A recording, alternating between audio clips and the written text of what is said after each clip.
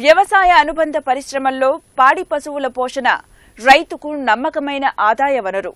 ఇది నేడు ఒక పరిశ్రమగా రూపుదిద్దుకున్న నేపథ్యంలో నిర్వహణలో సాంకేతికతను మరింత అభివృద్ధి చేయాల్సిన అవసరం ఉంది. భారీ ఎత్తున పశుపోషణ చేపట్టే రైతులు నేడు ఎదుర్కొంటున్న ప్రధాన సమస్య కూలీల కొరత. ఈ సమస్యను అధిగమించేందుకు కంప్యూటర్ పరిజ్ఞానంతో పశుపోషణలో నూతనంగా ప్రవేశపెట్టిన రేడియో ఫ్రీక్వెన్సీ ఐడెంటిఫికేషన్ విధానం పాడి పరిశ్రమ రూపురేఖల్ని మార్చిస్తోంది.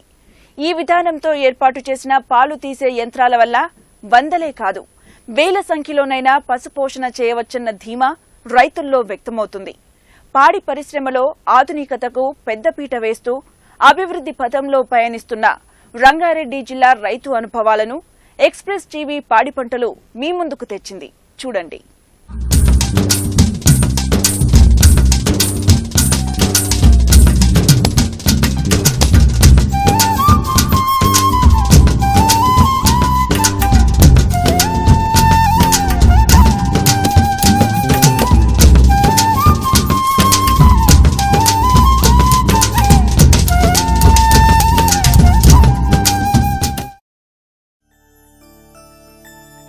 వందల సంఖ్యలోనైనా పశువులను సునాయాసంగా పోషించగలం అనడానికి ఈ డైరీ ప్రత్యక్ష నిదర్శనంగా నిలుస్తుంది.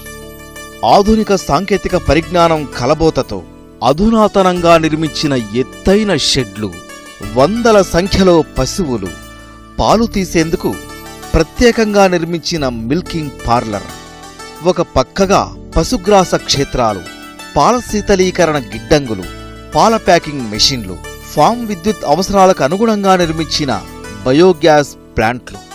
చూడగానే ఇక్కడ భారీ ఎత్తున పశుపోషణ సాగుతోందనిపిస్తోంది కదూ. రంగారెడ్డి జిల్లా మహేశ్వరం మండలం లేమూరు గ్రామంలో ఉంది ఈ డైరీ ఫామ్. రైతు శ్రీనివాసరెడ్డి స్వతహాగా వ్యవసాయ కుటుంబం నుంచి వచ్చిన ఉన్నత చదువులు చదివి విదేశాల్లో స్థిరపడ్డారు. 2 ఏళ్ల క్రితం ఇండియాకు తిరిగి వచ్చిన ఈయన ఫార్చ్యూన్ డైరీ పేరుతో పశుపోషణను వాణిజ్య పంథాలో శాస్త్రీయంగా చేపట్టారు. పశుపోషణ చేపట్టే ముందు డైరీలో ప్రస్తుతం ఎదుర్కొంటున్న కూలీల కొరతను, మార్కెటింగ్ ఇబ్బందులను క్షుణ్ణంగా అధ్యయనం చేశారు. అధిక పాల దిగుబడిని సాధించడానికి అనుసరించదగ్గ విధానాలను, పాలను స్వంతంగా మార్కెటింగ్ చేసుకోదగ్గ మార్గాలను అన్వేషించి ప్రణాళికాబద్ధంగా ముందడుగు వేశారు. ఈ డైరీ పెట్టాలనే ఆలోచనతో ఎస్బిహెచ్ సహకారంతో ఈ డైరీ స్టార్ట్ చేయడం జరిగినది. 400 యానిమల్స్ కెపాసిటీ గల డైరీ అండి ఇది. మా దగ్గర గ్రేడెడ్ ముర్రా బఫెలోస్ ఉన్నాయండి. దాదాపు అన్నీ మేము రోహ్తక్ హర్యానా నుండి తేవడం జరిగినది. ఇందులో మేము సెలక్షన్ విభాగంగా ఒక టీం లాగా ఏర్పడి రోహ్తక్ వెళ్ళి ప్రతి యానిమల్ దాన్ని లాక్టేషన్ పీరియడ్ మన ఆటోమేషన్కు సరిపోతుందా లేదా అనేది చూసి, బ్రీడ్ సరిపోతుందా అని చూసి తీసుకురావడం జరిగింది. ఈ ఫామ్లో ఉన్న మొత్తం పశువుల సంఖ్య 500కు పైమాటే. వీటిలో 338 ముర్రా జాతి పాడి గేదెలు, 69 సంకర జాతి ఆవులు, 100కు పైగా దూడలు ఉన్నాయి. పాడి పశువుల్లో నిత్యం 220 వరకు పాల దిగుబడిలో ఉంటాయి. చూడి వాటి కోసం ప్రత్యేకంగా షెడ్లు నిర్మించారు. ప్రస్తుతం ఈ ఫామ్లో సగటు పాల ఉత్పత్తి రోజుకు 1800 లీటర్లు. ప్రతి పశువు సరాసరి పాల దిగుబడి గమనిస్తే గేదెల్లో రోజుకు 8 లీటర్లు, ఆవుల్లో 15 లీటర్లుగా ఉంది. పాలను మార్కెటింగ్కు అనుగుణంగా వివిధ వెన్న శాతాలతో ప్యాకింగ్ చేసి స్వంతంగా విక్రయిస్తున్నారు. లీటరుకు సరాసరిన 45 రూపాయల ధర లభిస్తోంది. అంటే సరాసరిన రోజుకు 81,000 ఆదాయం లభిస్తోంది. ఆదాయం ఆశాజనకంగా ఉన్న ఫామ్ను సాధ్యమైనంత వరకు యాంత్రీకరణ చేసి అధునాతనంగా తీర్చిదిద్దినందువల్ల పెట్టిన పెట్టుబడి చేతికి రావడానికి 3-4 సంవత్సరాల సమయం పడుతుందని రైతు తెలిపారు. 1800 to 2000 లీటర్స్ కెపాసిటీ అండి ఎవ్రీడే. 60% గేదెలు ఎప్పుడు పాలల్లో ఉంటాయండి. కొన్ని 10 ఇస్తాయి, కొన్ని 12 ఇస్తుందండి. మా average we take it as 8 litres per animal. నాణ్యతమైన మిల్క్ చేస్తున్నారు కాబట్టి దానికి సరిపడా రేట్ అనేది రియలైజేషన్ వస్తే మీకు మోస్ట్ బెనిఫిషియల్ ఉంటుంది. మోస్ట్ హైజీనిక్ పద్ధతిలో మిల్క్ తీసి దాన్ని మార్కెటింగ్ చేస్తున్నాము.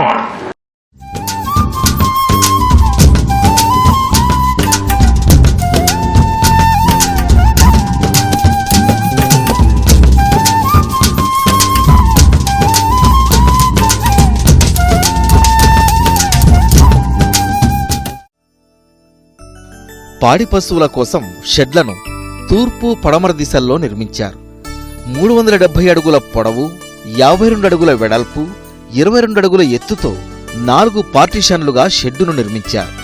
ప్రతి పశువుకు 3 చదరపు మీటర్ల స్థలం కేటాయించారు. ట్రాక్టర్తో దాణా, పశుగ్రాసం వేసేందుకు వీలుగా షెడ్డు మధ్యలో దారి వదిలారు. పశుగ్రాసం కోసం కో-4, ఏపీబిఎన్ 1, ల్యూసర్న్ పశుగ్రాసాలను 10 పాడి పశువులకు 1 ఎకరం చొప్పున సాగు చేస్తున్నారు. ప్రతి పాడి పశువుకు రోజుకు 25 కిలోల పచ్చి మేత, 7-8 కిలోల ఎండు చొప్పను అందిస్తున్నారు. ప్రతి 2 లీటర్ల పాల ఉత్పత్తికి 1 కిలో దాణా చొప్పున. పాల ఉత్పత్తిని బట్టి ప్రతి పశువుకు రోజుకు 5 నుంచి 7 కిలోల దాణా అందిస్తున్నారు. పశుపోషణలో కూలీల కొరత తీవ్రంగా ఉన్నందువల్ల మున్ముందు సమస్యలు ఎదుర్కోకుండా పూర్తిగా ఆధునిక సాంకేతిక పరిజ్ఞానంపై దృష్టి పెట్టారు. పశువులకు నీరు 24 గంటలు అందుబాటులో ఉండే విధంగా ప్రతి 2 పశువులకు 1 నీటి కుండీని ఏర్పాటు చేసి ఆటోమేటిక్ సిస్టమ్ అమర్చారు. ప్రతి 20 కుండీలకు 1 కంట్రోలర్ ఉంటుంది. పశువు నీరు త్రాగగానే ఆటోమేటిక్గా పైపుల ద్వారా నీరు కుండీలోకి చేరుతుంది. పశుపోషణలో శాస్త్రీయ పరిజ్ఞానంతో ముందుకు పోవడం వల్ల పాల దిగుబడిలో హెచ్చుతగ్గులు లేకుండా అధిక పాల ఉత్పత్తి సాధించగలుగుతున్నామంటున్నారు రైతు. ఒక్కొక్క యానిమల్కు సపరేట్ వాటర్ బౌల్ అనేది ఉంటుంది. దానికి ఎప్పుడు అవసరం ఉంటే అప్పుడు నీళ్లు తాగొచ్చు. దాని మూలంగా వాటికి పాల ఉత్పత్తిలో కూడా చాలా తేడా కనపడుతుంది. Air circulation was main ingredient here. Flooring కూడా స్లిప్పరీ కాకుండా దానికి కరెక్ట్ స్లోప్ డైమెన్షన్స్, పేడ ఎత్తడం అనేది లేకుండా అది పవర్ వాష్ తోటి పేడ పోవడానికి అన్ని ఏర్పాటు చేయడం జరిగినది. పాడి పరిశ్రమలో పునరుత్పత్తి యాజమాన్యం అత్యంత కీలకం. పాడి పశువులో 1 ఎద కాలం తప్పిపోయిందంటే 21 రోజుల పాల దిగుబడిని నష్టపోయినట్లే. అందువల్ల సకాలంలో ఎద లక్షణాలు గుర్తించి కృత్రిమ గర్భోత్పత్తి చేయించాలంటారు శ్రీనివాసరెడ్డి. డైరీలో మెయిన్ రీప్రొడక్షన్ ఇష్యూ అండి. ఇంటర్ కావింగ్ పీరియడ్ ఎంత షార్ట్ ఉంటే మీకు లాభాలు కూడా అంతనే ఉంటుందండి. మీ దగ్గర ట్రైన్ స్టాఫ్ను పెట్టుకొని దానికి హీట్ డిటెక్షన్ చేసి దానికి కరెక్ట్ టైంలోనో సెమినేషన్ చేస్తే ఆ సైకిల్ అనేది మెయింటైన్ కాకుంటే మీకు పాల ఉత్పత్తిలో అవకతవకలు బాగా ఉంటాయండి. దాని ప్రకారం రీప్రొడక్షన్ అనేది very critical in the dairy management. First ఈనిన తర్వాత 35 రోజులకు ఫస్ట్ హీట్ సిమ్టమ్స్ వస్తుందండి. దాన్ని వదిలేస్తాము. సెకండ్ నుండి థర్డ్ దాంట్లో ట్రై చేస్తామండి. Primarily concentrate on the second or the third heat symptoms. సాధారణంగా డైరీలో ప్రతి 10 పాడి పశువులకు 1 కూలీ అవసరం ఉంటుంది. అంటే 400 గేదెలకు 40 మంది పనివారు కావాలి. ఎంత పాలిచ్చే పశువు నుంచైనా 5-6 నిమిషాల్లో పాలు పితకడం తప్పనిసరి. లేకపోతే పాలు ఎగచెప్పి దిగుబడి తగ్గిపోతుంది. మరి అంత నైపుణ్యం ఉన్న కూలీలు దొరకడం ఇప్పుడు చాలా కష్టంగా ఉంది. ఈ పరిస్థితిని అధిగమించేందుకు ఈ రైతు మొదట్లో బకెట్ సిస్టంతో ఉన్న పాలు పితికే యంత్రాలు వాడారు. రాను రాను పశు సంఖ్య పెరిగే కొద్దీ నిర్వహణ కష్టమవుతుందనే ఉద్దేశంతో ఇప్పుడు మిల్కింగ్ పార్లర్ను ఏర్పాటు చేసుకున్నారు. ఇది పూర్తిగా ఆటోమేషన్, కంప్యూటర్ ప్రోగ్రామింగ్తో పనిచేస్తుంది. పశువులకు సంబంధించిన వివరాల కొరకు ఇక రిజిస్టర్లతో పనిలేదు. మౌస్ మీద 1 క్లిక్ చేస్తే చాలు పశువు పూర్తి వివరాలు కంప్యూటర్లో మన కళ్ల ముందుంటాయి. మిల్కింగ్ మేనేజ్మెంట్లో విభాగంగా మేము హెరింగ్ బోన్ పార్లర్ అనేది పెట్టడం జరిగిందండి. ఇది జర్మనీ జియా ఫార్మ్ టెక్నాలజీ నుండి ఇంపోర్ట్ చేయడం జరిగినది. 1 టైమ్ 24 యానిమల్స్కు గేదెలు ఒకటేసారి పాలు పిండడం జరుగుతుంది. పశువుల శాల పక్కన ప్రత్యేకంగా కనబడుతున్న ఈ షెడ్డే మిల్కింగ్ పార్లర్. దీన్ని హెరింగ్ బోన్ మిల్కింగ్ పార్లర్ అంటారు. బ్యాచ్ల వారీగా పశువులు లోనికి వెళ్లేందుకు దీని ముందు ప్రత్యేకంగా ప్లాట్ఫామ్లు ఏర్పాటు చేశారు. షెడ్ల నుంచి పశువులు ఈ ప్లాట్ఫామ్లలోకి వచ్చే ముందు పశువులను శుభ్రంగా కడిగేందుకు వీలుగా స్ప్రింక్లర్ సిస్టమ్ ఏర్పాటు చేశారు. దీనిలోకి పశువులు అడుగుపెట్టిన వెంటనే గేటు మూసేస్తారు. నలువైపులా అమర్చిన ఈ స్ప్రింక్లర్ల నుంచి నీరు వెదజల్లబడుతుంది. శుభ్రంగా కడిగిన పశువులను ప్లాట్ఫామ్లలోకి వదులుతారు. పక్కనే వేరే ప్లాట్ఫామ్లో ఉన్న దూడలను పాడి పశువులు ఆప్యాయంగా చూసుకుంటాయి. మిల్కింగ్ పార్లర్ ఆన్ చేసిన వెంటనే ప్లాట్ఫామ్ గేట్లు తెరుస్తారు. పాడి పశువులు యథావిధిగా పార్లర్లోకి ప్రవేశిస్తాయి. ప్రతి 10 నిమిషాలకు ఒకేసారి 24 పశువుల నుంచి పాలు తీసే ఏర్పాటు ఉందిక్కడ. దాదాపు 1-2 months పడుతుంది యానిమల్ ఆటోమేషన్కి అలవాటు కావడానికి. అలవాటు అయిన తర్వాత దానికి తేడా అనేది మీకు ఏమి పాల దిగుబడిలో ఏమి కనపడదు.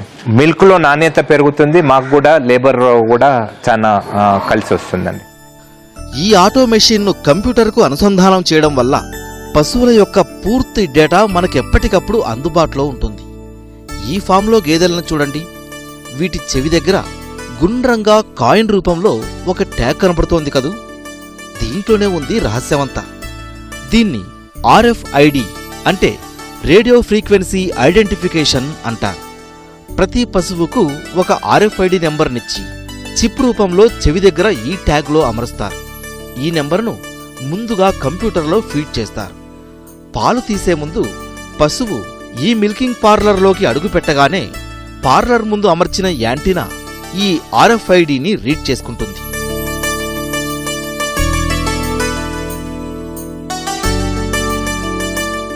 ఆ పశువు ఎక్కడి నుంచున్నా కంప్యూటర్లో దాని నెంబర్ డిస్ప్లే అవుతుంది. పశువు చెవికమర్చిన ఈ ఒక్కో చిప్ ధర 5,000 రూపాయలు. పార్లర్ లోపల పొదుగుకు తగిలించే పనిముట్లు ఇవి. వీటిని క్లస్టర్లు అంటారు. ఇవి తగిలించడానికి పార్లర్లో 2 మనుషులుంటే సరిపోతుంది. సాధారణంగా అయితే గేదెలు చేపడానికి దూడను వదలాల్సి ఉంటుంది. కానీ ఈ మెషిన్కు ఆ అవసరం లేదు. క్లస్టర్ తగిలించిన వెంటనే 30 సెకండ్ల పాటు చేపును కలిగిస్తుంది. దీన్ని స్టిమ్యులేషన్ అంటారు. ఈ యంత్రం ద్వారా 40 కిలోపాస్కల్స్ గాలి ఒత్తిడితో గేదెల నుంచి పాలు పిండటం జరుగుతుంది. 4-5 నిమిషాల్లో పాలు పిండడం పూర్తవుతుంది. వెంటనే క్లస్టర్లు వాటంతట అవే ఊడి కింద పడతాయి. పాలు పితికేటప్పుడు పశువు ఎన్ని పాలిస్తోంది అనేది డెమట్రాన్లో కనిపిస్తుంది. మొదట పాలు పైపుల ద్వారా మీటర్ బాడీలోకి చేరతాయి. ఆ తర్వాత పాల సేకరణ ట్యాంకులోకి, దాని నుంచి పాల శీతలీకరణ ట్యాంకులోకి చేరతాయి. పశువుకు పొదుగు వ్యాధి వచ్చే అవకాశాలుంటే ఈ ఆటో మెషిన్ పాల యొక్క ఎసిడిటీని బట్టి 72 గంటల ముందే హెచ్చరికలు పంపిస్తుంది. దాని ద్వారా మనం వెంటనే పశువుకు తగిన చికిత్సను అందించవచ్చు. అలాగే పశువు ఎదలక్షణాలను, చూలు కట్టింది లేనిది, జ్వరం వంటి ఇతర వ్యాధులకు గురవుతున్నా వెంటనే తెలియజేస్తుంది. పశువు అనారోగ్యానికి గురైనా, పాలలో ఏమైనా తేడా ఉన్నా మీటర్ బాడీ అందించే సంకేతాల ద్వారా యంత్రం పాలు తీయడం ఆపేస్తుంది. పాలు ఇచ్చే ముందు, తీసిన తర్వాత ప్రతి పశువు యొక్క వివరాలను మనం కంప్యూటర్లో గమనించవచ్చు. పాలు తీసే ముందు పొదుగు కడగడానికి, తీసిన తర్వాత పొదుగును శుభ్రం చేయడానికి ప్రత్యేకమైన పైపులు ఈ యంత్రంలో ఉంటాయి. ఈ హెరింగ్ బోన్ పాలు తీసే యంత్రం ద్వారా 10 నిమిషాల వ్యవధిలో 24 పశువుల నుంచి పాలు తీయవచ్చు. పాలు చివరి బొట్టు వరకు పిండటం వల్ల మంచి వెన్న శాతంతో పాటు 10% పాల దిగుబడి పెరిగిందని రైతు తెలిపారు. ప్రస్తుతం 1.5 గంటలోగా ఈ పార్లర్ ద్వారా పాలు పితకడం పూర్తి చేస్తున్నామన్నారు. మనుషులతో పని లేకుండా పాలు నేరుగా చిల్లింగ్ ట్యాంకులోకి చేరతాయి కనుక ఎటువంటి మలినాలు, వ్యర్థాలు లేని నాణ్యమైన పాలను మార్కెట్ చేస్తున్నారు. పాలు తీసిన తర్వాత పైప్ లైన్లలో వేడి నీరు, చల్లని నీరు, రసాయనాలను పంపించి ఆటోమేటిక్ సిస్టంతో శుద్ధి చేస్తారు. ఈ రైతు 2000 లీటర్ల సామర్థ్యం ఉన్న 3 శీతలీకరణ ట్యాంకులను ఏర్పాటు చేశారు. దీనివల్ల మార్కెటింగ్ ఆలస్యమైన పాలు చెడిపోయే అవకాశం లేదు. ఈ మిల్కింగ్ పార్లర్ ధర 96 లక్షల రూపాయలు. పార్లర్లో పాలు తీసేందుకు 24 క్లస్టర్లున్నాయి. అంటే ఒక్కో క్లస్టర్ ఏర్పాటుకు 4 లక్షలు ఖర్చయింది. శీతలీకరణ ట్యాంకులు, షెడ్డు నిర్మాణానికి మరో 14 లక్షల రూపాయలు, అంటే ఈ పార్లర్ మొత్తం ఖరీదు 1,10,00,000. దీని జీవితకాలం 20 సంవత్సరాలు. అమ్మో, ఇంత ఖరీదా అనుకుంటున్నారా? ఇంత ఖర్చు పెట్టిన రైతు ఎంత తెలివిగా ముందడుగు వేశారో చూడండి. సాధారణంగా 400 పశువులున్న ఫామ్లో 40-50 మంది కూలీల అవసరం తప్పనిసరి. మరి ఈ ఫామ్లో కూలీల సంఖ్య ఎంతో తెలుసా? కేవలం 20 మంది. పాలు తీసేందుకు మనుషుల అవసరం లేదు కనుక 20 మంది కూలీల అవసరం తగ్గింది. అంటే ఒక్కో కూలీకి నెలకు 7,000 జీతం చొప్పున 20 మందికి కలిపి 1,40,000 రూపాయలు ఆదా చేశారు. ఇది సంవత్సరానికి 16,80,000 రూపాయలు. అంటే 6 సంవత్సరాల్లో పార్లర్పై పెట్టిన మొత్తం పెట్టుబడి రైతు చేతికొస్తుందన్నమాట. మరో 14 సంవత్సరాల పాటు రైతుకు రిస్క్ ఉండదు. మిల్కింగ్ పార్లర్ నుంచి బయటకు వచ్చిన పశువులు నేరుగా షెడ్ల బయట ఏర్పాటు చేసిన ఓపెన్ ప్లాట్ఫామ్లలోకి చేరతాయి. నేలను ఇసుకతో నింపిన ఈ ప్లాట్ఫామ్లలో పశువులు ఉత్సాహంగా తిరగాడటం వల్ల మంచి వ్యాయామం అందుతుంది. రోజంతా షెడ్లలో ఉండే పశువులకు ఉదయం సాయంత్రం 1 గంట పాటు ఈ విధమైన వ్యాయామం పశువుల ఆరోగ్యానికి చాలా మంచిదని రైతు తెలియజేశారు. శ్రీనివాస్ రెడ్డి డైరీ ఫామ్లో మరో ఆసక్తికరమైన అంశం బయోగ్యాస్తో విద్యుత్ ఉత్పత్తి. దీనివల్ల ఈ ఫామ్లో కరెంటు కొరతకు తావులేదు. సొంతంగా మార్కెట్ చేసుకునే వ్యవస్థను ఏర్పాటు చేసుకోవటం వల్ల పాల నుంచి వచ్చే లాభాలు పూర్తి స్థాయిలో రైతు పొందగలుగుతున్నారు. వివరాలు ఇప్పుడు చూద్దాం.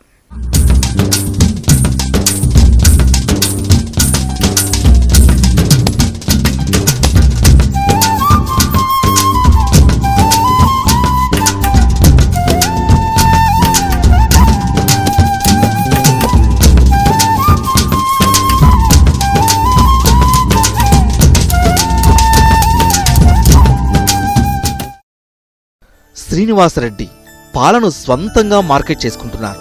ఇందుకనుగుణంగా 1,30,000 ఖర్చుతో ప్యాకింగ్ మెషిన్ కొనుగోలు చేశారు. శీతలీకరణ ట్యాంకుల నుంచి పాలు నేరుగా ఈ మెషిన్ ద్వారా ప్యాకింగ్ అవుతాయి. మార్కెట్లో స్వంతంగా పాల విక్రయ కేంద్రాలు ఏర్పాటు చేసుకున్నారు. పాల ప్యాకెట్లు గంట లోపల మార్కెట్కు చేరుకునేందుకు వీలుగా ప్రత్యేకంగా వ్యాన్ను కొనుగోలు చేశారు. సమయానుకూలంగా పాలు సరఫరా చేస్తున్నందువల్ల వినియోగదారుల నుంచి మంచి ఆదరణ లభిస్తోంది. ఇప్పుడున్న మార్కెట్ పరిస్థితుల ప్రకారము ఒక రైతు నుండి మన ఇంటి వరకు పాలు రావడానికి దాదాపు 5 నుండి 6 రోజులు వ్యవధి పడుతుందండి. మా పద్ధతి ప్రకారము పాలు రాగానే ఇమీడియట్లీ దాన్ని ప్రాసెసింగ్ చేస్తాము. పాస్చరైజేషన్ చేసి దాన్ని 4 degrees సెంటిగ్రేడ్కు డ్రాప్ చేస్తాము. అండ్ ఇమీడియట్ ప్యాకింగ్ చేసి we have a walking cooler. అక్కడ వాకింగ్ కూలర్లో సేవ్ చేస్తాం. ప్రాసెసింగ్ ప్లాంట్కు మొత్తము దాదాపు 25-30 lakhs ఖర్చు ఉంది. ఈ ఫామ్లో ఆకట్టుకునే మరో అంశం బయోగ్యాస్ ప్లాంట్లు. డైరీ నిర్వహణకు వాడే కరెంట్ను ప్రభుత్వం కమర్షియల్ కరెంటుగా పరిగణలోకి తీసుకోవడం వల్ల యూనిట్కు 9 రూపాయల పైన రైతు చెల్లించాల్సొస్తోంది. దీనివల్ల కరెంటు ఛార్జీలు తడిసి మోపెడై బిల్లు లక్షల్లో చెల్లించాల్సొస్తోంది. దీన్ని అధిగమించేందుకు ఈ రైతు బయోగ్యాస్తో విద్యుత్ ఉత్పత్తికి ముందడుగు వేశారు. డైరీ బయట ప్రత్యేకంగా నిర్మించిన 3 డ్రమ్ములు కనిపిస్తున్నాయి కదూ, వీటి నుంచి ఉత్పత్తి అయ్యే బయోగ్యాస్ ద్వారానే ఈ డైరీ మొత్తానికి కరెంట్ సరఫరా జరుగుతోంది. మెన్యూర్ మేనేజ్మెంట్ అనేది ఒక సపరేట్ విభాగం అండి. ఈ షెడ్లో నుండి పోయిన పేడ కానీ వాటర్, యూరిన్ అన్నీ కలిసి ఒక కలెక్షన్ పిట్లోకి వెళ్తుంది. అక్కడి నుండి ఎనిరోబిక్ డైజెస్టర్స్కు వెళ్తుంది. మాకు దాదాపు మా దగ్గర ఇప్పుడు 3 డైజెస్టర్స్ ఉన్నాయండి. ఒకటి 85 cubic meters, ఈ 2 ఉన్నాయి. 200 cubic meters ఒకటి ఉంది. ఈ స్లరీ అనేది డైరెక్ట్ అందులోకి వెళ్తుంది. ఈ ఎనిరోబిక్ డైజెషన్ వలన మీథేన్ గ్యాస్ ఉత్పత్తి అవుతుంది. 100% బయోగ్యాస్ జనరేటర్ రన్ అవుతుంది. సాధారణంగా 85 క్యూబిక్ మీటర్ల విస్తీర్ణం ఉన్న బయోగ్యాస్ ప్లాంట్కు 8 నుంచి 10 లక్షలు ఖర్చవుతుంది. సంప్రదాయేతర ఇంధన వనరుల అభివృద్ధి సంస్థ నెట్క్యాప్ 4 లక్షల వరకు సబ్సిడీ అందిస్తోంది. దీని నుంచి రోజుకు 127 యూనిట్ల విద్యుత్ శక్తిని ఉత్పత్తి చేయవచ్చు. ఇలాంటి ఒక్కో ప్లాంట్ నుంచి పూర్తి స్థాయిలో కరెంటును ఉత్పత్తి చేయాలంటే ఈ బయోగ్యాస్ డ్రమ్ములో రోజుకు 2,500 కిలోల పేడ వేయాల్సి ఉంటుంది. అందువల్ల రైతు కనీసం 80 నుంచి 100 పాడి పశువులు కలిగి ఉండాలి. శ్రీనివాసరెడ్డి నిర్మించిన ఈ 3 ప్లాంట్లలో కరెంటు ఉత్పత్తి సామర్థ్యం 500 యూనిట్ల పైమాటే. పశువుల పేడకు కొరత లేదు. కానీ డైరీ అవసరాలకు అనుగుణంగా రోజుకు 400 యూనిట్ల కరెంట్ను ఉత్పత్తి చేస్తున్నారు.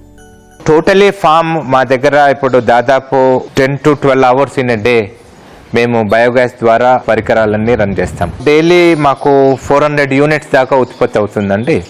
దీంతో మేము స్పేసింగ్ చేసుకొని మోటార్లు కానీ, షాఫ్ కట్టర్ కానీ, మిల్కింగ్ మెషిన్స్ కానీ 12-14 గంటల వ్యవధిలో మాకు అవసరం బట్టి బయోగ్యాస్ పట్టి చేస్తాము. బయోగ్యాస్ను విద్యుత్గా మలిచేందుకు 30 కిలోవాట్ల సామర్థ్యం ఉన్న జనరేటర్ను ఉపయోగిస్తున్నారు. దీనికోసం ప్రత్యేకంగా చిన్న పవర్ హౌస్ను నిర్మించారు. పేడ వేయటానికి రోజు 2 మనుషులు అరగంట పాటు పనిచేస్తే సరిపోతుంది.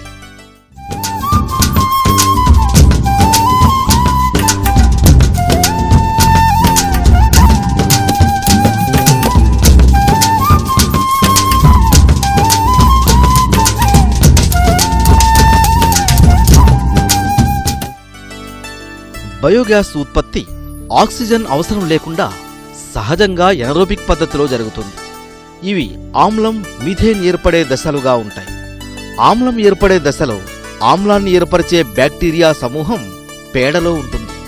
ఇది వ్యర్థ పదార్థాల్లో ఉండే సంక్లిష్ట సేంద్రియ సమూహాలతో చర్య జరపడంతో జీవ సంబంధిత పదార్థం తగ్గుతుంది.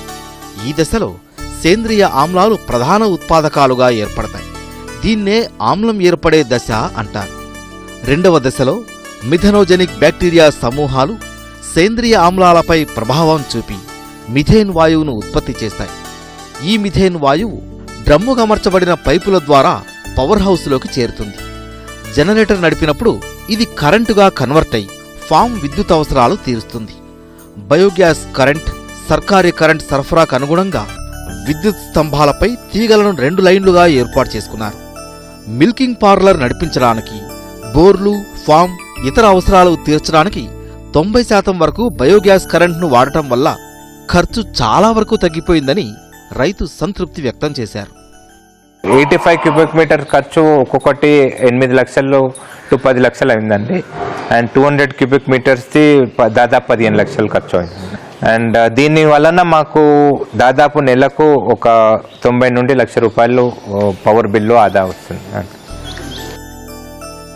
చూశారుగా డైరీతో ఎన్ని ఉపయోగాలు.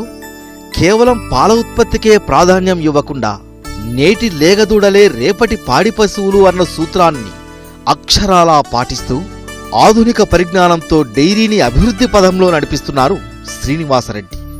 పెరిగిన దాణా ధరలు, పాల మార్కెటింగ్, కూలీల సమస్యలతో నేడు రాష్ట్రంలో అనేక డైరీలు ప్రారంభించిన అనతి కాలంలోనే మూతపడే స్థితికి చేరుకుంటున్నాయి. అటువంటి డైరీలకు మార్గదర్శకంగా నిలుస్తూ అవసరానికి అనుగుణంగా డైరీని యాంత్రీకరించి ఖర్చులు తగ్గించుకునే దిశగా ముందడుగు వేస్తూ మంచి ఫలితాలు సాధిస్తున్న శ్రీనివాసరెడ్డి అందరికీ ఆదర్శప్రాయులు.